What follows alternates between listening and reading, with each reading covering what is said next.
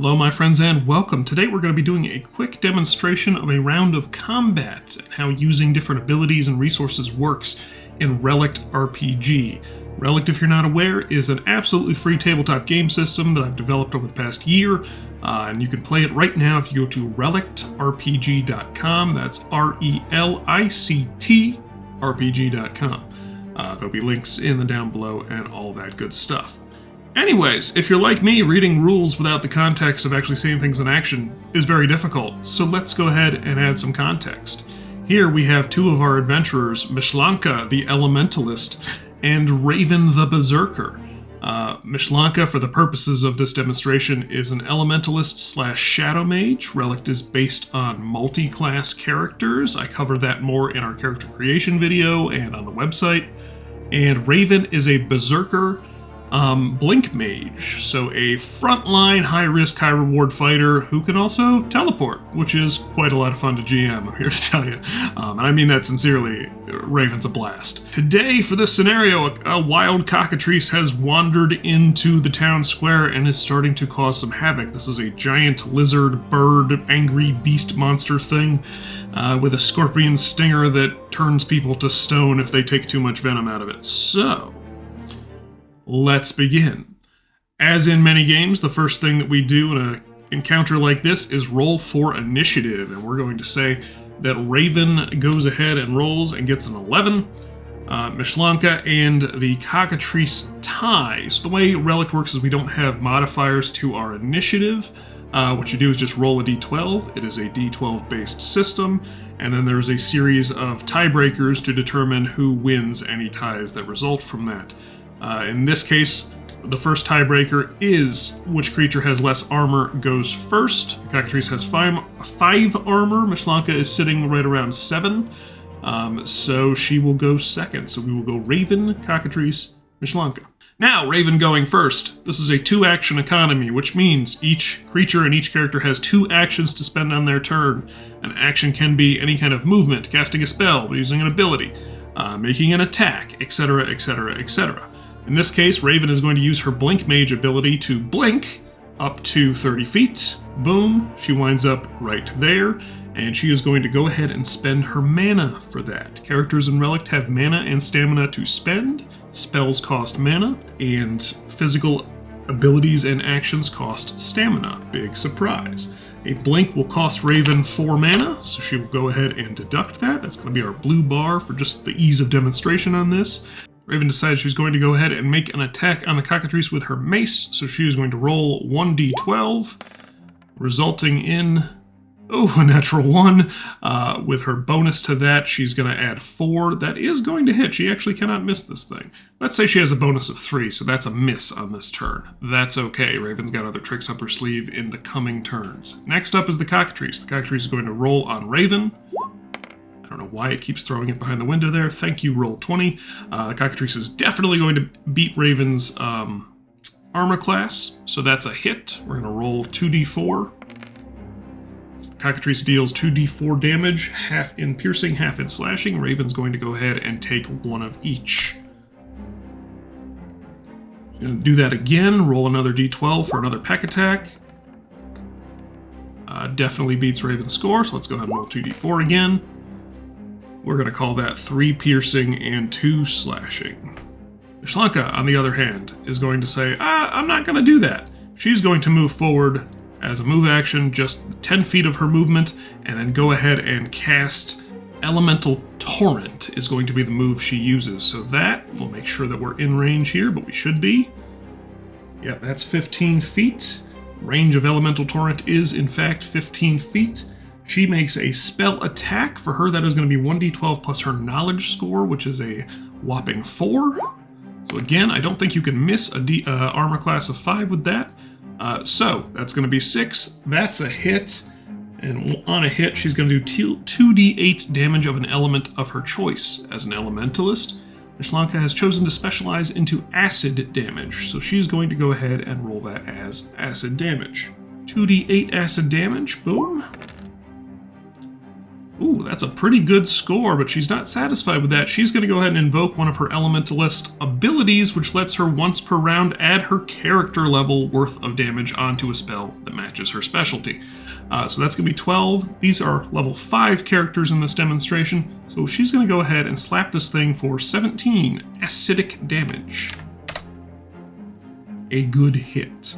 We are back around to the top, and what you'll notice here is that in a 2-action economy, it's a little bit less actions per creature per turn than in some other systems. But what that means is that the rounds go a lot faster. That has been something that has been commented on in our playtesting, much to our delight, is everyone stays more engaged in each round of combat, even with 3 or 4 or 5 players going, because it comes back around much quicker through each creature, and it's easier to kind of stay focused on things. And we're really enjoying that aspect of it. Before Mish Lanka gives up her turn, we're going to go ahead and make sure that she spends the 4 mana that she spent on that ability. Nothing crazy quite yet. We are back to Raven, top of the round. Raven has a mana regeneration score of, I believe it is 5, so she's going to go ahead and recover up. That's going to put her over, so she is going to go ahead and cap out at 10. Raven, as we know, is a frontline fighter, and now she's pretty angry. Raven is going to go ahead and invoke her Berserk ability. She can choose any number up to her character level. In this case, she's going to go ahead and choose 5. What that means is that enemy creatures will have a +5 bonus to hit her. She is effectively saying everything that takes a shot at me until my next turn is going to hit me. However, when she deals damage, she's going to add that damage on top of it. That is a free action as a Berserker she can take every turn at the start of her turn. Now, she is within range. She is going to start swinging. So, let's go ahead and do 1d12. Let's see what we got, Raven. That's a 7. That automatically beats the creature's low armor here, even if she doesn't add any bonuses to it, although with her might score, she would add even more.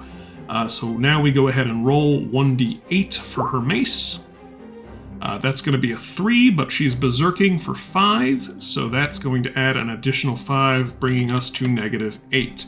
Raven has only used 1 action so far. She's going to go ahead and do another. She's going to use her ability called Pummel.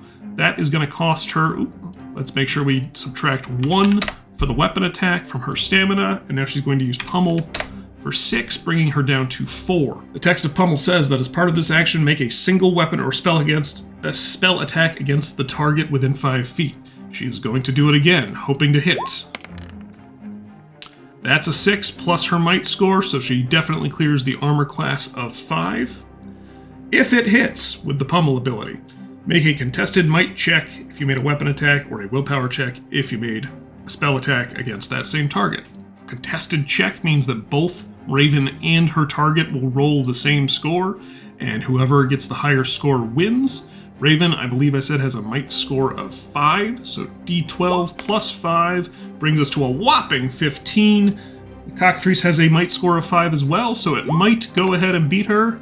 Ooh, 17, so the Cockatrice is going to win that one. So Raven is not going to be able to use the second part of the Pummel attack, which would have given her a free attack on top of things. She does, however, still deal the damage for the weapon attack she made as part of that ability, so that's going to be 3 more bludgeoning damage plus her Berserker.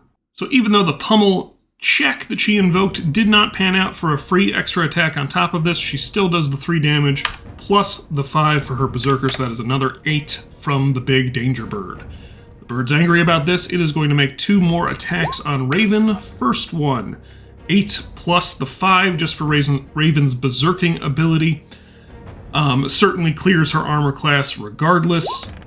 And we'll go ahead and roll the second one. Not quite a crit. That is, what, a 16 plus its actual attack bonus, so certainly hits both of those. Going to go ahead and roll. I'll just roll both at the same time.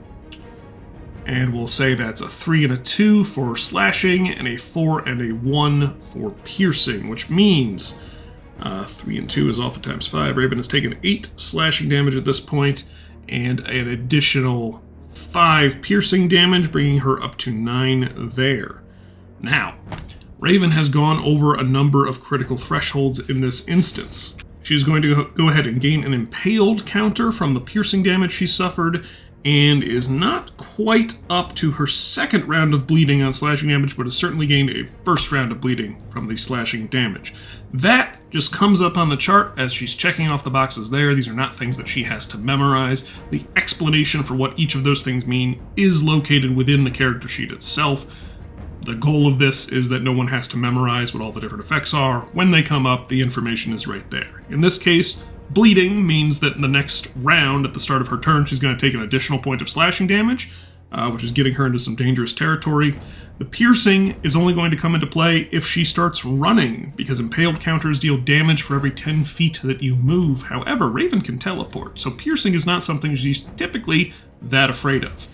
However, she has, due to the toughness of her character, cleared the threshold which will require her to make a roll on the Affliction table. This is where characters start to get into some real danger. Afflictions are bad. They are permanent until dealt with, which usually requires an extended period of rest. So let's see what Raven rolls here. She doesn't have any Afflictions yet, which means she just rolls 1d8 plus 0. She rolls an 8. That is a lower body injury minor. Her speed is halved. That debuff, 8, was the worst thing she could have rolled at this point in her character, or in her battle. Until that Affliction is taken away, Raven is moving at half speed. Even after the battle ends, even if she takes a night's rest, there are ways to remove Afflictions, there are magic items, there are healing abilities, there are other ways to deal with that. They will typically not outpace the Afflictions that a party takes over the course of a series of battles if they go badly. So one of the key questions that parties have to consider as they move through these adventure arcs is, have we done enough? Can we turn back, go to town, take a full rest? That takes a week or more of in-game time to get rid of some of these Afflictions, possibly visit a healer, do some other things. Or do we press on as we're accumulating these persistent debuffs? So, Raven takes that lower body injury. Her speed is halved, but she's going to finish this fight. This brings us to Mish Lanka's turn. Mish Lanka said, okay, well, melting this guy worked pretty well before. I'm going to go ahead, regain my mana. I believe she gets plus 6 back, 5 or 6 back. She's going to go over her limit, so back to 13. Pretty easy. And she goes, you know what? Okay. I'm going to go ahead and spend all of my mana to drop an elemental wall on this guy. Elemental Wall is an extremely powerful ability that's going to cost her 12 mana off the top. So this is going to be her main thing this turn. She drops an Elemental Wall. She decides to drop it directly on our creature. She's going to choose her acid damage. It's going to take up one of these squares. Ouch.